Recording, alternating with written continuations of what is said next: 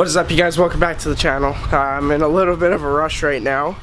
So today we're going to be continuing on the SR build. I'm probably finish off the intake side. But right now we're going to be heading out to Surrey to meet up with a guy who is local to us that does fabrication work and stuff like that. His name's Chris from Spectrum Motorsports. If you're local, check him out for turbo work and stuff. It is absolutely incredible what he does. So he made up my turbo lines for me, and he's going to be welding this pipe. He's going to be welding that so that I can run with no blow-off valve, because this is set up so it can run with the stock recirc system. But I don't have that, obviously, and I like to hear some turbo flutter. It's fun. It's good. Very good. Okay, so we're just heading home from Spectrum Motorsport. Chris got that pipe welded up for me. I got the turbo lines, so I got coolant feed, coolant return, and oil feed. I already have a hose at home for the oil return, so it should be good. We're just gonna head back. I have to do one more little errand, and it's kind of a surprise for you guys because I haven't mentioned it in a video. So I'm gonna show you something from that, and then we're gonna continue and probably finish up the intake side of the SR. I finally got that sandwich plate O-ring for the oil filter sandwich plate. I got the 2 O-rings for that. So we're gonna put that on. We're gonna get the manifold fully bolted up, and then we'll move on to the hot side. That's the fun side. That's where all the good stuff happens. Okay, so we just pulled up to my grandmother's house, where my dad keeps his actual car. So if you follow me on Instagram for a long time, you may know about this car, you may not, but it explains a lot. So, ooh, I haven't seen this thing in like a year. Oh yeah, oh yeah, you ready? I don't know if you're ready for this. Here it is.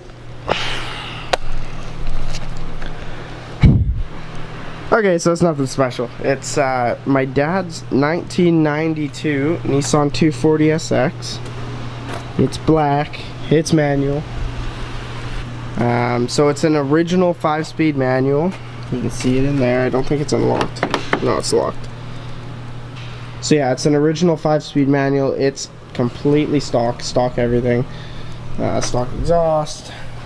We have all the stock rims for it, but it's on 2 winters right now because the tires went flat. This thing has been sitting for about a year now because the KA that it has inside of it, again all stock, blew up. So yeah, it has a KA in it, and it had a really bad rear main seal leak for, I don't know, the 2 or 3 years that my dad was driving it. So I don't know, he just never really fixed it. I think the oil pump was leaking as well and starting to go. And eventually, after not topping up the oil, we were driving to work one day and kaboom, spun a bearing. Haven't honestly looked at it since, so we don't know which bearing or anything like that. But this is actually going to be a big project, so we'll be getting some footage of that too. But yeah, so that was the surprise of the video. Nothing big, but a lot of you probably don't know that my dad owns a 240, and that kind of segues into why I own a 240. Funny fact, the black 240 was actually supposed to be mine in the first place. My dad bought it for me. He got a really good deal on it, and then he just ended up loving it so much he drove it, because he bought it when I was 14, and in BC you need to be 16 to get your driver's license, and then you have to drive with a parent. So he bought it a little bit too early, and then he decided to drive it because I think his D21 hardbody, like Nissan pickup truck, I think it crapped out. So he started driving it, fell in love with it, and then he bought another 240 for a really good deal. I drove it for a while, I sold it, and then now I have the red one, which I've had, yeah, for 4 years now, like you guys know. Okay, so we are back at the garage now. Picked up my turbo lines today. So as you can see, Chris did an amazing job on these. So this is the coolant inlet hose. This is the one that I was mentioning runs off. It's the one that runs off of this guy right here. So this will just slide on here like this, and then it goes to the side. It's heat wrapped to keep it nice and cool. This is the oil feed line, so that is going to come off of, that comes off of this guy right here. So that's nice and easy. And then we have the coolant return line, which goes from here to the outside of the turbo. One of these, it goes somewhere. It'll make more sense once the turbo's on. I think it's like, yeah, like this. So that scoots up like that. So as I was mentioning, Chris also welded up some intercooler piping for me. So he did this guy, he did this. It's a nice clean weld. He did it in about 10 minutes, so that's awesome. So yeah, so we are getting like one step closer. Right now I'm gonna finish off putting on the intake, and I'm gonna get all the lines bolted up and everything hose clamped and all that jazz, so that we're not gonna be having any issues with coolant leaking or anything like that. So we are one step closer. Okay, so right now I am going to take off the intake manifold so that I have more room to do the sandwich plate, because those O-rings that I mentioned before finally showed up. So I'm going to do that now. And yeah.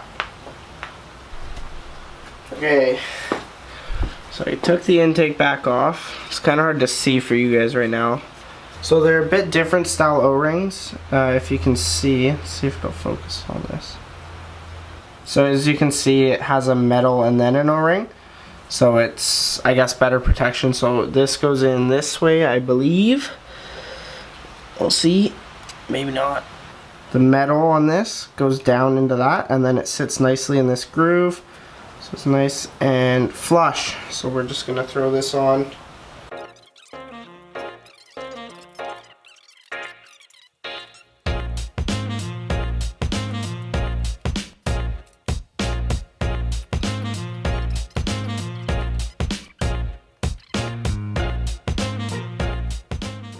Okay, so there we go. The sandwich plate is on, the O-rings are in, and yeah, now I'm just gonna clean up some of the silicone back here if I can, and I'm gonna fix this clamp with one that fits it properly.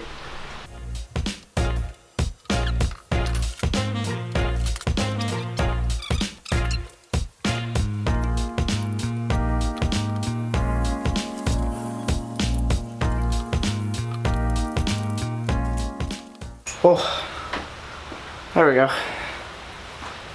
So that was a pain in the butt by myself, but I think we are good now. So we'll just bolt up all the bolts, and then we'll get all the lines done.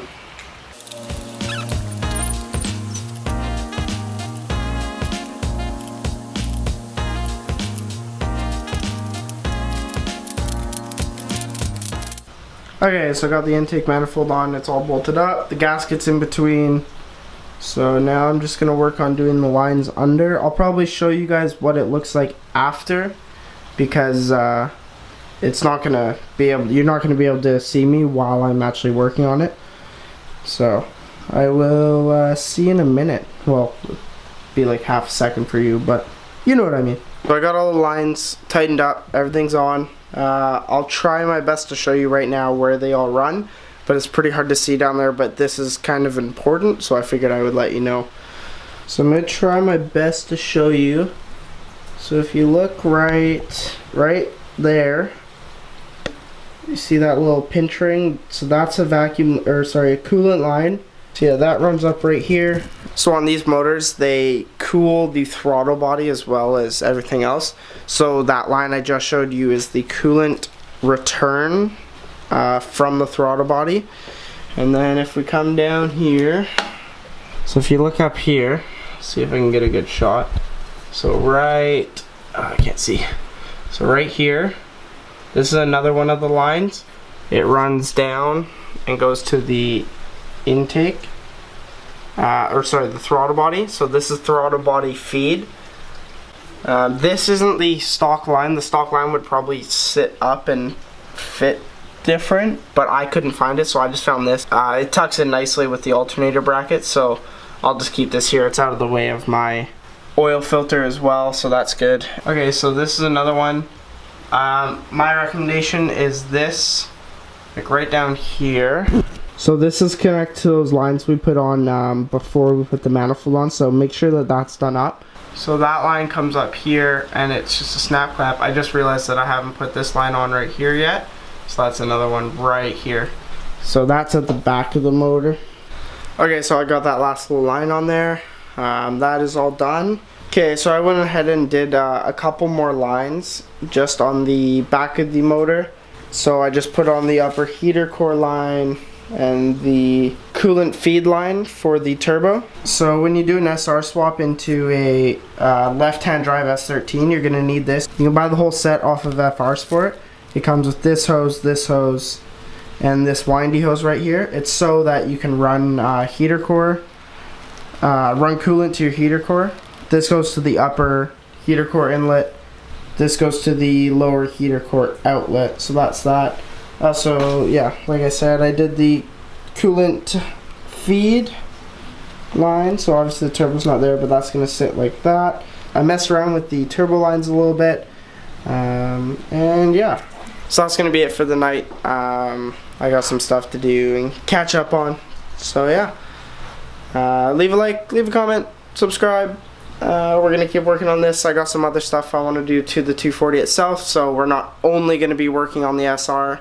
We'll be doing just regular 240 stuff as well. Alright, thank you guys for watching, and I'll see you in the next one. Peace.